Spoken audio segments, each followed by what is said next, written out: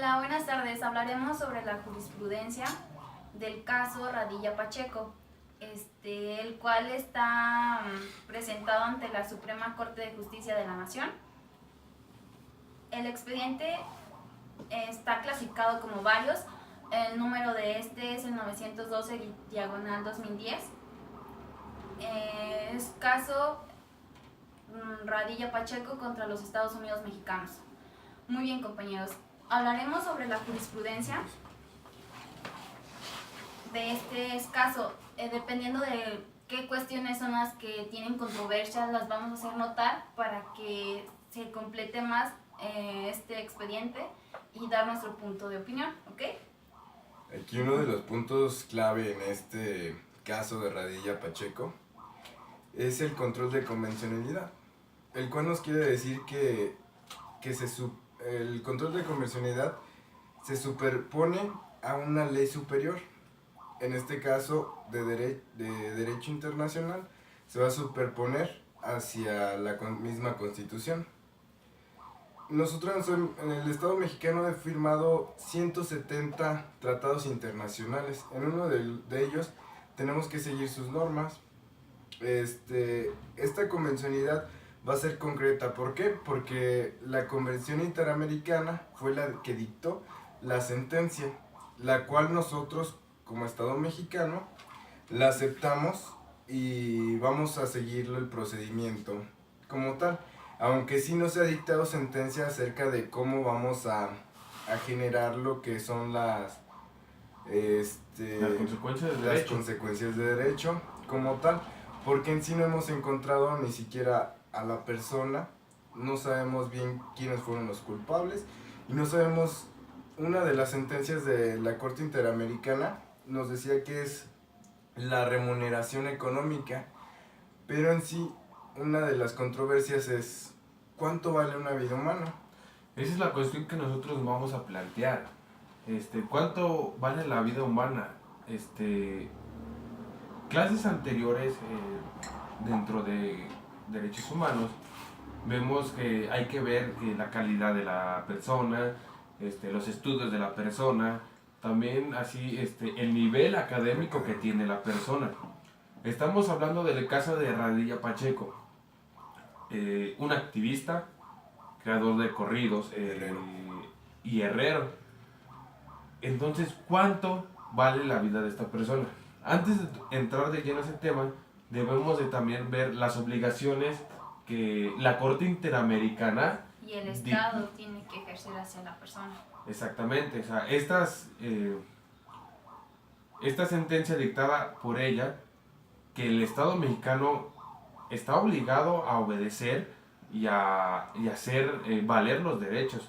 Que sí, es cierto, no conocemos el paradero hasta la fecha, pero ¿por qué no interviene en su totalidad el Estado mexicano? Y por eso necesitaría que me explicaran las obligaciones del poder. Más que esto, lo que esta convencionalidad nos dicta en su sentencia, convencionalidad EX, es que ahora tenemos que modificar un tanto la ley del Estado. Ahora, con la jurisprudencia, necesitamos involucrar a los jueces. Ahora los jueces van a tener que determinar de diferente manera hacia ciertos hechos, que es como la desaparición forzosa de parte de los militares. Y no solo de parte de los jueces, ya que en esta convencionalidad se va a abarcar a tribunales más altos, como es la Suprema Corte. En base a esto, la Suprema Corte puede dictaminar casos de desapariciones forzadas a causa de militares. El fuero militar es otro tema muy importante que en siguiente lo vamos a tomar. Bueno, pero antes para entrar al fuero militar, tenemos que saber lo que son las obligaciones del Poder Judicial, porque no podemos abarcar todos esos parámetros tan grandes sin antes saber cuáles son las obligaciones de dicho poder. O sea, porque si nos vamos a todo lo demás, pero ¿qué obligaciones tiene el Estado al ejercer hacia los derechos de los seres humanos o de las personas que tienen como cuestión o que fueron víctimas de este mismo, se puede decir delito o en O esta abuso de actividad autoridad. o abuso de autoridad en su totalidad establecido en el Código Penal Federal. Las obligaciones más destacadas o las que tenemos más en cuenta son las siguientes. Los jueces deben de llevar los juicios de convencionalidad de ex oficio, como comentaba mi compañero. La otra obligación más importante deberá ser restringirse al fuero de militar, que es lo que les vamos a comentar al principio y más adelante más a fondo. En casos concretos, el Poder Judicial de la Federación deberá interpretar medidas administrativas derivadas a la sentencia de que se le haya dado a Radilla Pacheco o a cualquier otro tipo de persona, de la interpretación del caso, ya sea de cuántas desapariciones no hay de personas que por militares o de cuestiones así por el mismo gobierno. O sea, eso también lo deben de ver, no porque estén en cargo deben de hacerse como que de la vista gorda. Sí, dentro de las obligaciones que tiene el Estado, el primer punto que abordaste yo creo que también es uno de los más importantes. El segundo, que también los vamos a ver, tanto lo que es el fuero militar, o sea, este principio, por así decirlo, que fue reformado En consecuencia de esto. a consecuencia de esto. ¿Qué es lo que dice? El fuero militar, en su artículo 57, 57 del Código de Justicia Militar, que dicta...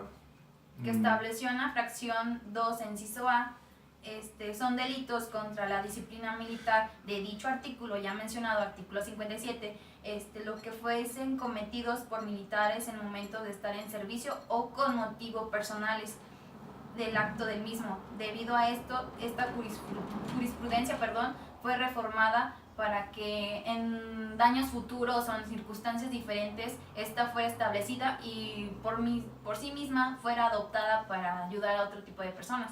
Sí, pero Pero o sea, ahora... entrando al fuero militar, o sea, ¿qué es el fuero militar? O sea, sí, el artículo fue reformado y me parece una muy buena toma de decisión por parte de la Suprema Corte de Justicia de la Nación, reformar esto. ¿Por qué? Porque conociendo el caso de Radilla Pacheco, fue desaparecido durante el servicio militar, durante un retén, y es importante esto. ¿Por qué? Porque es un abuso de poder.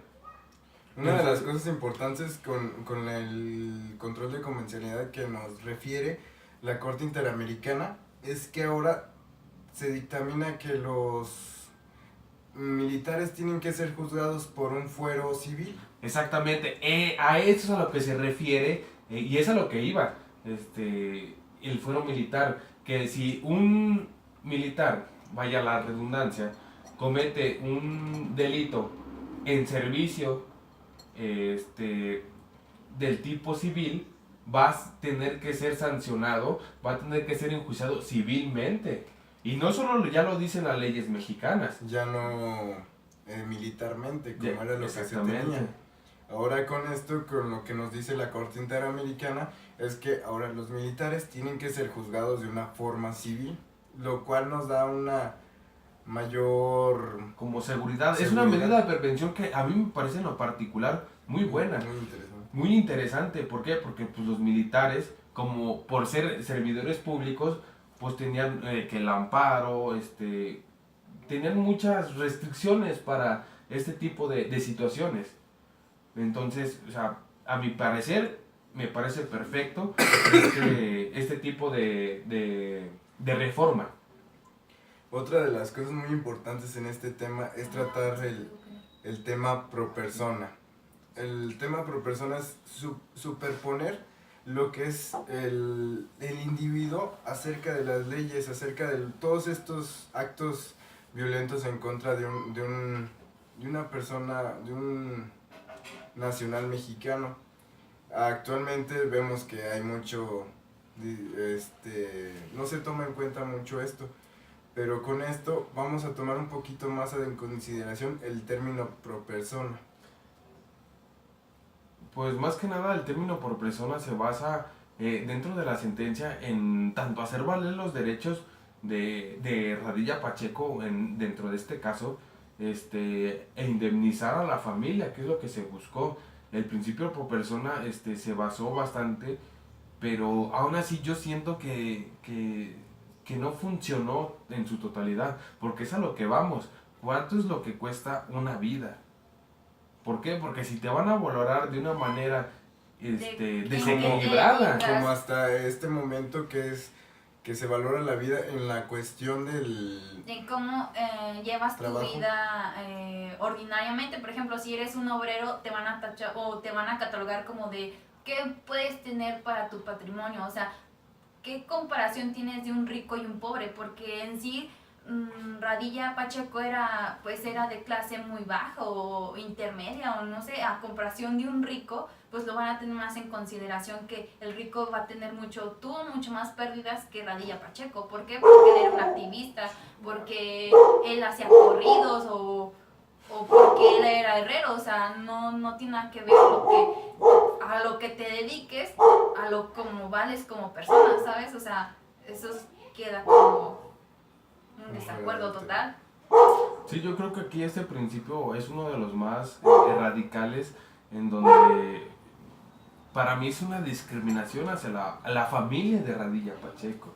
O sea, como comenté hace unos minutos atrás, era un herrero, activista, y que quien componía corridos. O sea, ¿cuál era su sustento en sí? Era padre de familia, tenía a su hijo, pero aún así, la vida de él no creo que sea así monetariamente muy cuantioso. exactamente. No creo que, por ejemplo, si se muere un funcionario público, fallece cualquier cosa, pues no lo van a valorar de la misma manera. Exacto. Para finalizar esto, queremos hablar acerca de cómo se va a tratar ahora la jurisprudencia. Aunque sí, en el caso no ha sido finalizado y aún está por determinar las acciones que se van a tomar, quisiera saber qué piensan ustedes acerca de cómo se puede tomar esta jurisprudencia. ¿Cómo es la forma en la que vamos a tomar este caso de Radilla Pacheco en siguientes casos de desapariciones forzosas por parte del Estado mexicano para poder culminar? Pues principalmente, o sea, sabemos que las jurisprudencias se hacen 3 casos seguidos. O sea que nosotros tenemos que buscar 3 casos o buscar a 3 familias que quieran y acepten estar dentro de esto mismo. O sea, que digan, ¿sabes qué? Voy a pelear por mi esposo, voy a pelear por mi hijo que desapareció de la misma manera. Para mí es interesante y me gustaría que estuviera más a disposición, que se difundiera más para nosotros poder interpretarla. Porque es un caso que no todos conocemos. O sea, es un caso que te gusta, 30, 40 años más o menos, es lo que se lleva este proceso de Radilla Pacheco. Entonces, de mi manera, me gustaría que lo pudieran interpretar y ponerlo como una figura. ¿Por qué? Porque gracias a esto se exceptuaron derechos humanos, se creó el fuero militar. Entonces, es un tema que es relevante.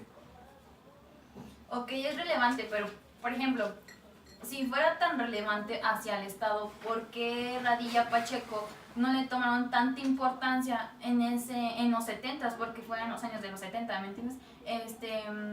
¿Por qué no hicieron todo ese boom al instante?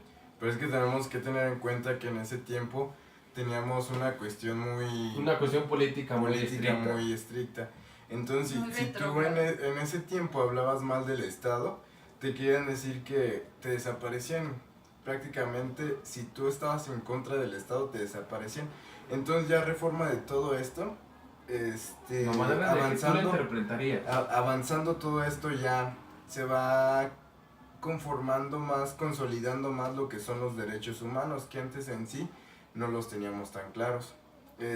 Con esta jurisprudencia yo creo que vamos a tener una forma muy clara acerca de las desapariciones forzosas, que no es un caso, el de Radilla Pacheco no es un caso aislado.